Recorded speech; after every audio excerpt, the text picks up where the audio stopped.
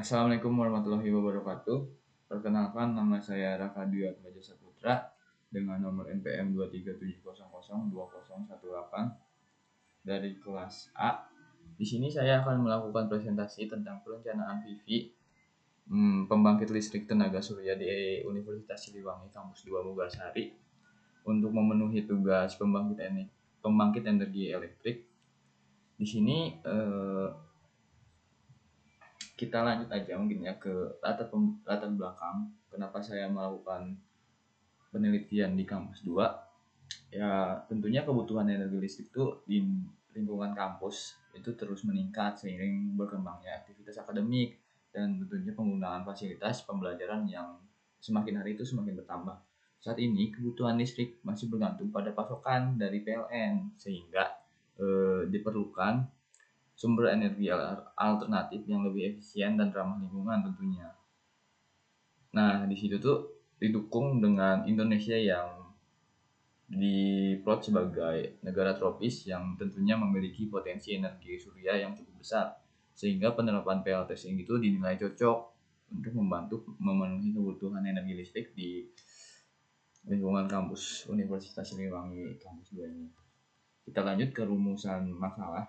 Berdasarkan latar belakang tersebut yang telah saya jelaskan tadi, penelitian ini tuh dilakukan untuk memenuhi maksud saya untuk mengetahui kebutuhan energi listrik di kampus 2 Universitas Siliwangi serta menganalisis potensi penerapan PLTS sebagai sumber energi alternatif yang dapat membantu mengurangi penggunaan listrik konvensional yang dipasok oleh PLN. Kita lanjut ke tujuan penelitian. Tujuan penelitian kali ini tuh yaitu untuk mengidentifikasi potensi energi matahari di lingkungan kampus dan merancang sistem PLTS yang sesuai dengan kebutuhan energi listrik di kampus 2 Universitas Siliwangi. Kita lanjut ke manfaat. Di sini tertera ada beberapa manfaat penelitian yang penelitian itu tuh diharapkan dapat membantu meningkatkan efisiensi energi listrik, lalu penggunaan maksud saya mengurangi ketergantungan terhadap listrik dari PLN, terus mendukung pengembangan energi ramah lingkungan di kampus 2 Universitas Siliwangi tentunya. Yang di sini tuh diharapkan semakin hari itu semakin ramah lingkungan dan tentunya berkelanjutan dari hari ke hari. Kita lanjut ke lokasi penelitian yang saya lakukan. Setelah tadi beberapa review di kampus bahwa saya melakukan penelitian di kampus 2 Universitas Siliwangi itu benar adanya, di mana kampus 2 Universitas Siliwangi itu berletak di Mugarsari di kota Tasikmalaya yang bisa dibilang lokasi ini tuh memiliki potensi energi listrik yang energi surya yang cukup baik serta area pemasangan panel surya yang mendukung penerapan sistem PLTS off grid ini. Kita lanjut ke metode penelitian. Maaf sebentar, agak naik.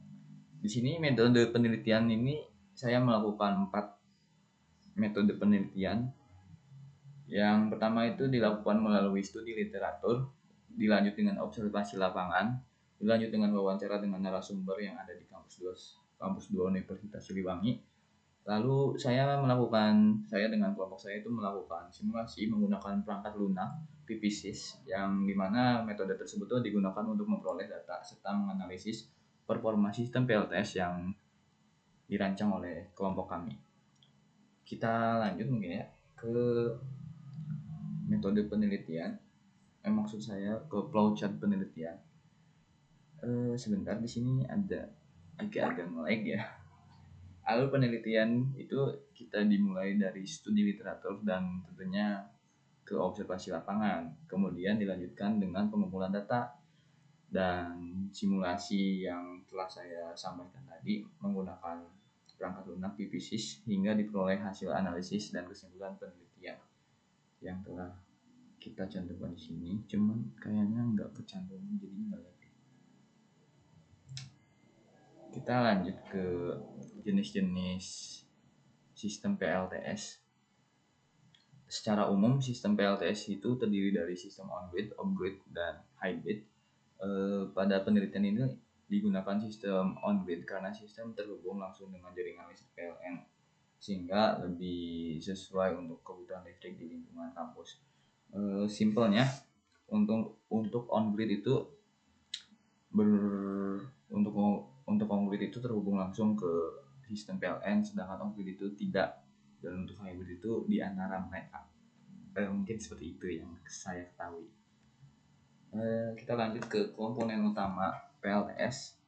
Di sini komponen utama pada sistem PLTS itu terdiri dari panel surya sebagai penghasil energi listrik, lalu ada inverter yang berfungsi untuk mengubah arus DC menjadi AC, serta solar charge controller yang mengatur tegangan dan arus listrik. Selain itu terdapat baterai sebagai penyimpanan energi, kabel mungkin untuk sambungan sebagai penghantar listrik, dan sistem proteksi untuk menjaga keamanan sistem. Lalu kita lanjut ke hasil wawancara. Berdasarkan hasil wawancara yang telah kita lakukan kepada narasumber yang ada di kampus 2 Siliwangi, Universitas Siliwangi itu, kebutuhan energi listrik di lingkungan kampus tergolong cukup tinggi, terutama untuk kegiatan pembelajaran dan pasti laboratorium di Fakultas Teknik dan Fakultas Pertanian yang ada di Universitas Siliwangi. Nah, saat ini tuh kita membutuhkan listrik.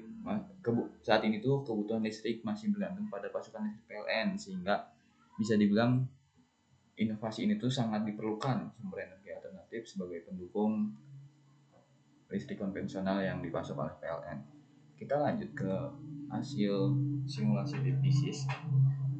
Hasil simulasi menggunakan perangkat lunak PPSys menunjukkan bahwa sistem PLTS memiliki performa yang cukup baik dan mampu menghasilkan energi listrik untuk membantu memenuhi kebutuhan listrik di lingkungan kampus dengan kapasitas 228 kWp yang mampu menghasilkan energi sebesar 293 mWh per tahunnya.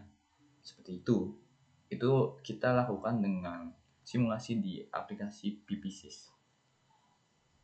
Nah, kita selanjutnya ada analisis hasil, di mana hasil energi listrik itu tuh yang dihasilkan dipengaruhi oleh intensitas radiasi matahari, suhu panel, dan losses pada beberapa komponen sistem PLTS yang kita rancang untuk nantinya dilakukan di kampus 2 ini. Meskipun demikian, sistem tetap mampu bekerja dengan cukup baik, namun mungkin dari segi tegangannya itu akan berbeda.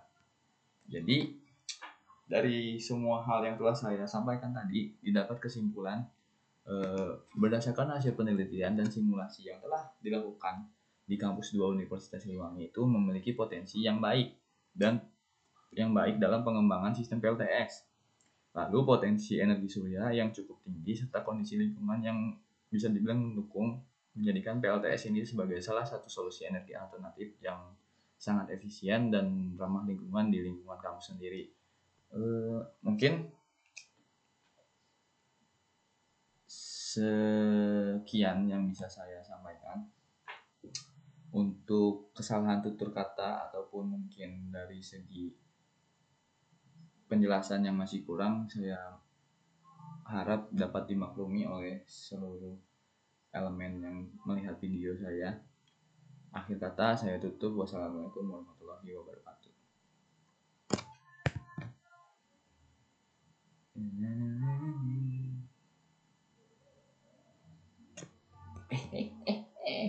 Salapan menit.